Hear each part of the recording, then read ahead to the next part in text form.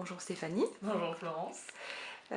Pour démarrer, je vais te demander comment était l'ambiance de classe cette année pour toi avec tes élèves. C'est-à-dire comment tes élèves se mettent au travail et quelle est l'ambiance entre eux également. Bien, donc cette année j'ai une classe de 18 CP, donc avec des caractères très différents. Nous avons des enfants qui sont extrêmement timides, qui ont beaucoup de mal à se parler entre eux, et des enfants qui ont beaucoup de mal à gérer leurs émotions. Bien. Au travail, ils étaient plutôt Donc au engagés. travail, c'était compliqué la mise au travail. Euh, Voilà, donc voilà. très bien. Qu'est-ce que tu avais déjà mis en place avant que je vienne te voir pour les aider? Donc depuis l'année dernière, j'ai mis en place la classe flexible. Donc ça leur permet de pouvoir à un moment donné s'installer où ils veulent, avec le matériel qu'ils souhaitent, pour justement dédramatiser un petit peu le côté formel de la classe, hein, pour vraiment qu'ils soient à l'aise. Donc on a enlevé les chaussures, ils peuvent s'installer sur des coussins, etc.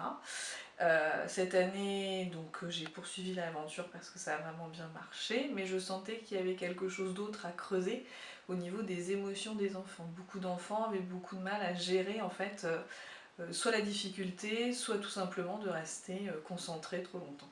Mhm.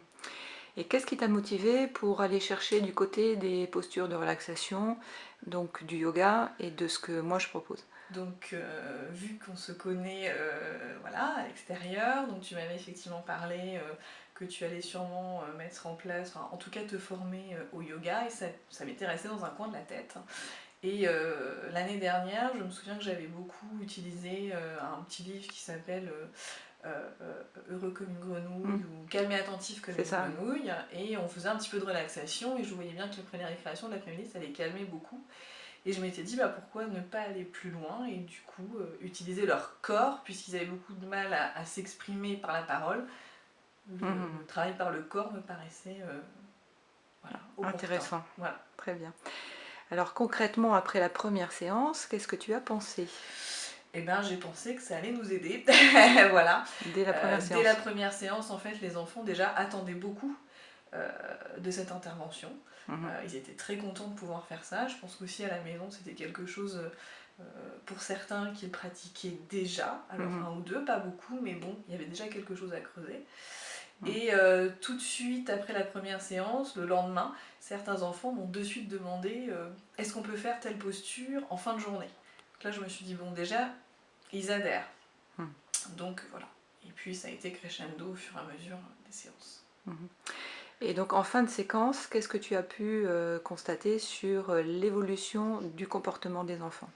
Alors en fin de séquence, donc dans les deux dernières séances, on a vraiment associé des postures à chaque émotion. Voilà. Et ça leur a permis tout de suite de choisir en fait à chacun la bonne posture. C'est-à-dire que l'enfant qui avait du mal à gérer ses émotions, qui allait tout de suite s'énerver, allait choisir la posture adéquate. Il y en a que des enfants qui ont besoin de juste se reposer en fin de journée parce que justement à côté d'eux il y a des enfants qui sont hyper énervés, donc eux ils ont besoin de complètement redescendre.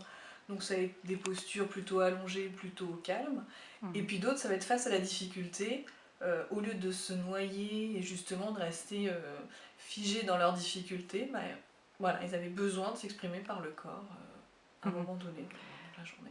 Donc pour toi, en fin de séquence, l'objectif qui était de les aider à mieux gérer leur état est atteint. Complètement. Formidable.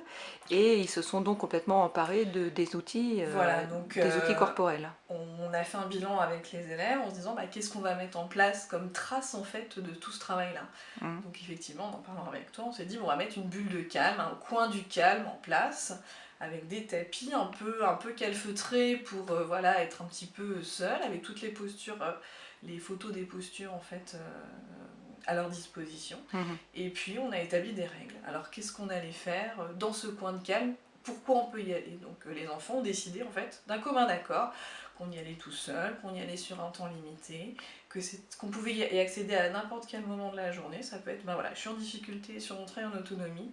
Au lieu de soit bah, je suis en difficulté, j'attends et du coup je fais rien ou je m'énerve, bah, je vais au coin calme, je fais la posture qui me concerne, qui me convient en tout cas, Ça dure quelques secondes. Alors c'est très marrant au début parce qu'on les voit secouer dans tous les sens, certains en faisant la posture de l'éléphant, voilà. Et puis hop, ils se rassoient et ils se remettent à travailler. Et là je me suis dit, bah voilà, c'est gagné. Tout de suite, dès le lendemain, c'était Bon. appliqué. Alors moi je suis ravie d'écouter tout ce que tu dis, forcément, bien sûr. Est-ce qu'il y a une chose qui n'a pas fonctionné ou est-ce qu'il y a quelque chose que tu aimerais améliorer, voir s'améliorer? Alors je pense que c'est bien quand les enseignants eux-mêmes pratiquent le yoga. Je pense que moi ça va... Voilà, je pense qu'effectivement l'année prochaine je m'inscrirai au yoga. Parce que je pense que c'est quand même bien... Alors toi tu leur montres super bien les postures parce que tu maîtrises. Nous après pour remontrer on maîtrise moins bien. Donc voilà. Et puis surtout je pense que ce qui serait bien c'est que ce soit sur une continuité de plusieurs années d'apprentissage. 6 séances c'est bien mais peut-être 2 fois dans l'année 6 séances ce serait mieux quoi. Voilà, pour se perfectionner. Et puis que les élèves s'approprient vraiment les choses pour eux-mêmes. Voilà. Bien, bah écoute, merci beaucoup pour ton témoignage.